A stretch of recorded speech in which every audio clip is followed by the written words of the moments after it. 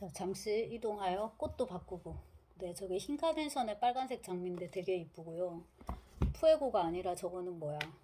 도미니카랍니다. 그리고 이제 카네이션인데 향기가 되게 좋고.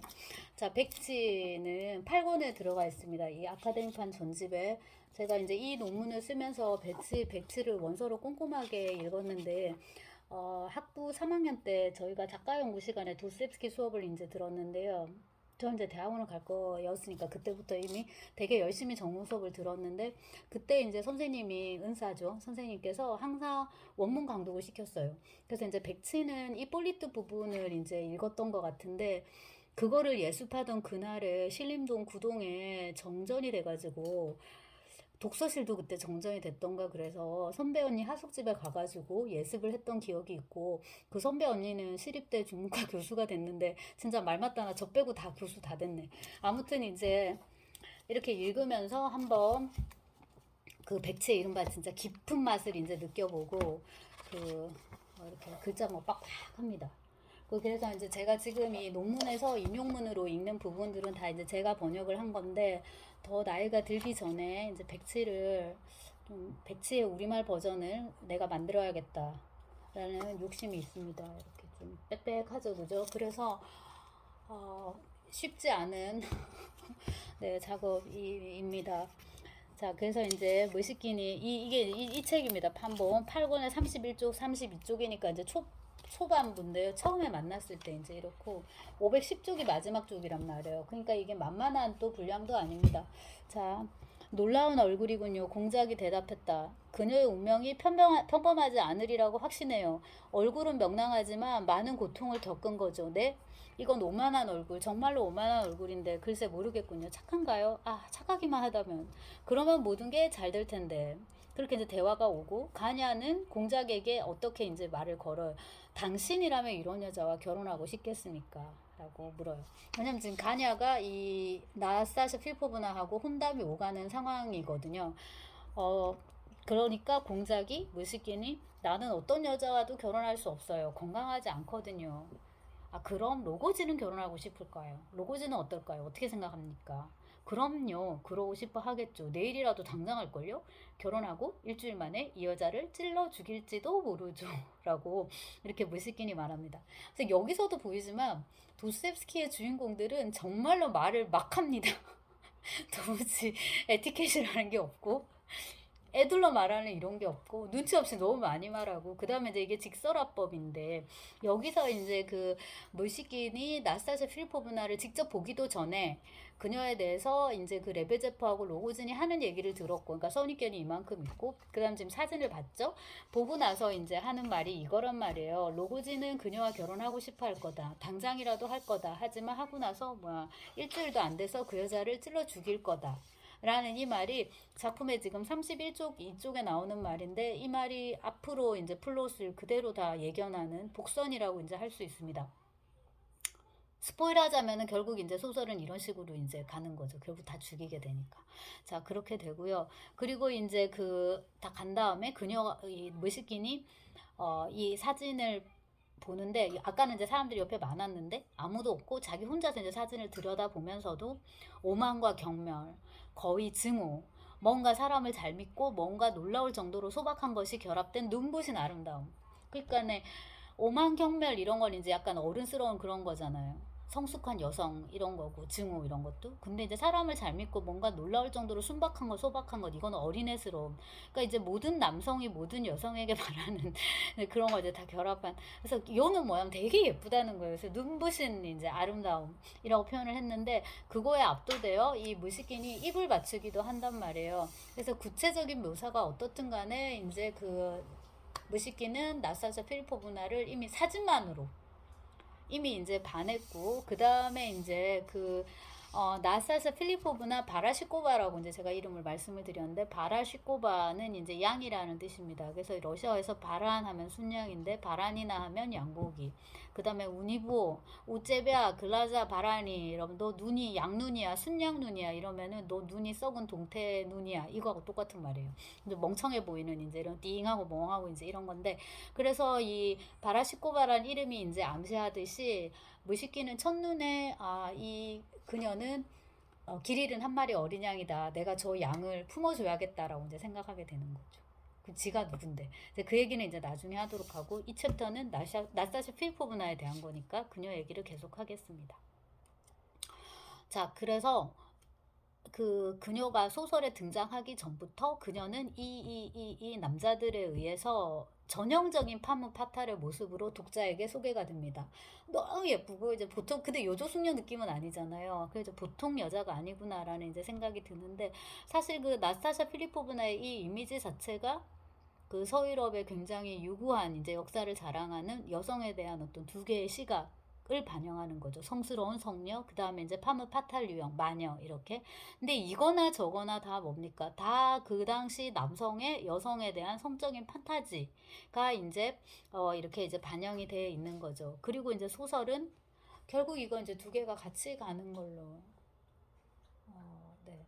근데 이제 도스옙스키도 19세기의 그 남성 작가로서 되게 보수적이고 뭐 네, 뭐 물론 그런 건 당연히 있었죠. 그리고 이제 자기 여자는 지켜야 되고 이런 거 다 또 있으니까 부인에 대해서는 이제 안나 그리고리에브나에 대해서는 뭐 그녀가 예를 들어 좀 불온한 서적, 이때 불온한 서적은 야한 서적 그런 걸 이제 읽는다 하면은 당신이 이런 거 보면 안 된다고 막 하고 이제 그런 건 있죠. 그건 이제 남편으로서 아내를 대하는 거고요.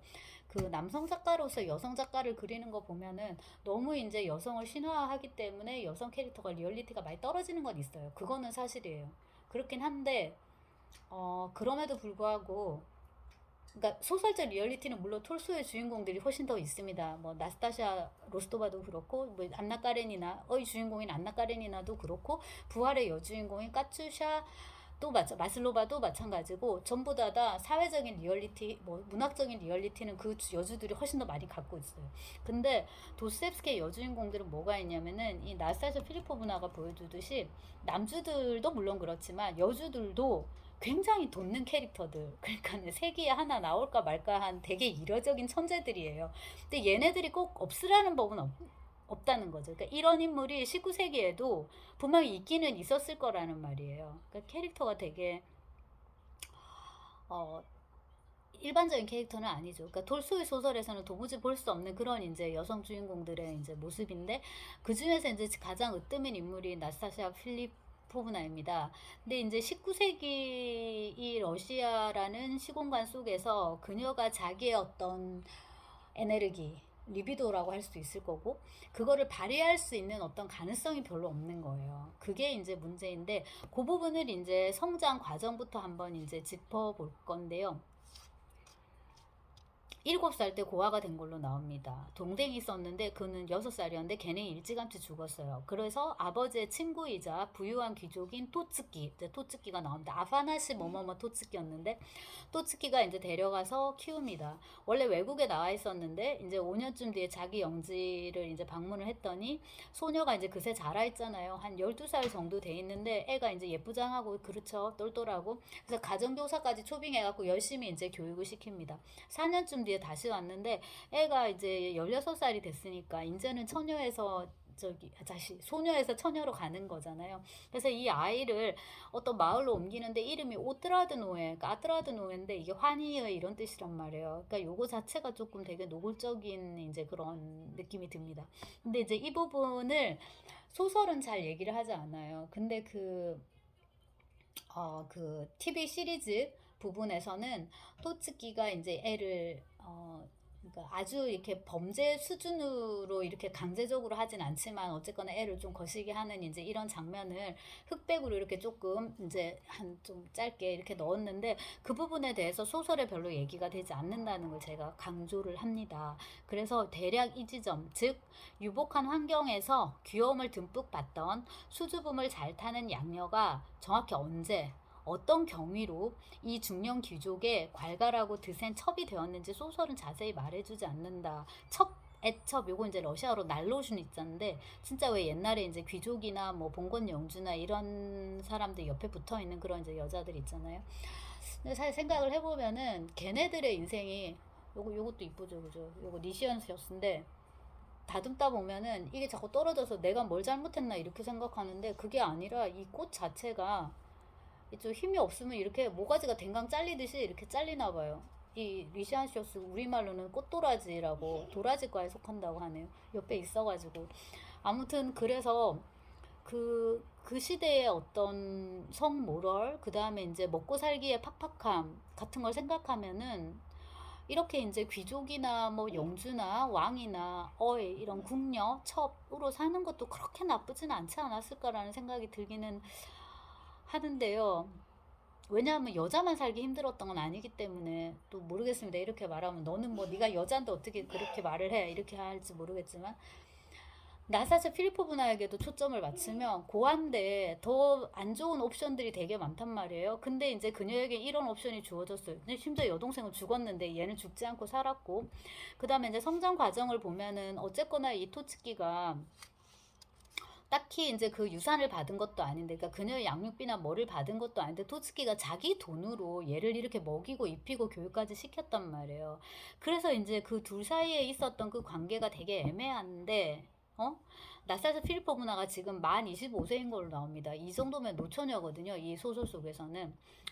네. 되게 관록이 이제 쌓인 그런 이제 산전수전 다 겪은 이제 그런 노처녀로 나오는데, 그녀의 입장에서는 어쨌거나 여기에 되게 큰 굴욕, 이 이제 개입된 것처럼 막 그렇게 얘기를 해요. 근데 적어도 지금 소설 속에 나오는 이 나스타샤 필리포브나와 또츠키의 관계를 보면은 과연 나스타샤 필리포브나가 일방적으로 피해자였을까라는 이제 의문이 든단 말이죠. 그러니까 이 경우에 우리가 이제 이렇게 말하면 성범죄의 경우에 특히나 이제 이 경우는 아이가 어렸기 때문에 미성년이었기 때문에 우리 흔히 잘 아는 말 있잖아요. 너의 지금 그런 발언은 피해자에게 대한 두 번째 2차 가해가 된다. 이제 이런 식인데 여기에 이제 가스라이팅이나 흔히 말하는 뭐 성적 그루밍 그런 요소가 들어갔을 수는 분명히 있을 거예요. 그리고 이제 우리가 사회적으로 법을 논한다면은 어쨌거나 아이들은 보호받아야 되기 때문에 미성년자를 이렇게 하는 거는 우선 법적으로는 무조건 이거는 뭐 모가지를 날릴 그런 일이고 그래서 근데 그거하고 같이 검토해야 되는 거는 그 미성년자 촉법 그거예요. 이것만 봐주고 저거는 안 봐주고 이건 또 말이 안 되기 때문에 형평성에 또 어긋납니다. 그게 쉬운 문제는 아닐 것 같아요.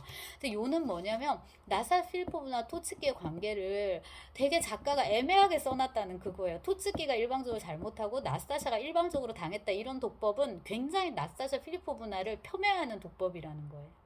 그래서 저의 의견에 누가 좀 지지를 해주냐면 홀키스트라고 굉장히 유명한 이제 러시아 저기 도스옙스키 전공자인데 그녀가 그녀 자신의 타락의 원인인 것은 아닐까? 그녀 자신이 그녀의 에덴 동산의 뱀인 것은 아닐까라는 식의 이제 의문을 괄호를 쳐서 되게 조심스럽게 던지는데 그거를 약간 이제 뒷받침해주는 혹은 이제 뭘 보고 저도 이런 비싼 생각을 하게 됐냐면 워낙에 어렸으니까 토츠키가 99.9% 잘못한 건 맞단 말이에요. 근데 이제 억지로 그런 건 아니었을 거다라고 이제 생각하는 게 뭐냐면 또한 둘의 관계가 발전하는 중에 뭔가 다른 요소들이 우리가 흔히 이제 남녀 간의 그런 연정이라고 부를 수 있는 어떤 복잡 다단한 요소들이 개입하지 않았을까라고 짐작하는 부분이 뭐냐면 토츠키가 결혼을 하겠다 했단 말이에요. 그랬더니 나스타샤 필리포나 완전 분기탱천해가지고 페테르부르크를 찾아가서 다 뒤집어 엎어버리거든요. 그래서 여러 가지 요런 거나 그 다음에 이제 그녀의 성격 이런 걸로 봤을 때 그냥 막 절대로 당하고 있었을 것 같지는 않고 그리고 그런 식이었으면 혀를 깨물고 죽었으면 죽었지 절대로 이렇게 뭐 아이고 내 팔자야 내 팔자야 이러고 있었을 것 같진 않다는 거죠. 그리고 중요한 거는 현재인데 또츠키는 나이가 많아요. 중년인데 또츠키 결혼하려고 해요. 누구랑 하냐면 옛반친 장군의 맞다라고 하려고 합니다. 아까 말씀드렸듯이 알렉산드라 아젤라이다 아글라야거든요. 얘들이 이제 산미신인데 그 보티첼리 그림 속에 있는 그 산미신 전부 정말 아름다움에 대한 이 소설이고 백치는 도스옙스키 소설을 통틀어서 시각적인 이미지가 가장 돋보이는 소설, 그림도 실제로 많이 언급되고 이미지로 정말 승부하려고 하는 그런 소설인데요. 왜냐면 상대적으로 그래서 관념이 좀 약합니다. 아무튼 그래서 이제 결혼을 하려고 하는데 나사샤 필리포브나가 안 떨어지는 거예요. 그래서 얘를 말하자면 떼내려고 토츠키가 그녀의 지참금조로 7만 5천 루블을 내놓았어요. 이 돈이 적은 돈이 아니니까 가브릴라가 얘를 데리고 가려고 하는 거예요. 근데 가브릴라가 연봉이 얼마냐면은 2천 루블입니다. 그러니까 연봉 2천 루블을 받는 관리에게 더군다나 가브릴라는 되게 가난하고 그러니까 집안을 먹여 살려야 되거든요. 아버지도 되게 이불긴 장구 되게 형편없고 그런 이제 가브릴라에게는 정략 결혼의 상대로는 얘가 되게 좋은 거죠. 나사샤 필리포브나가. 그 다음에 토츠키 입장에서는 그녀를 떼내야 되는 거고. 그러니까 과연 NF 나사샤 필리포브나가 전적으로 피해자인가 이 말입니다.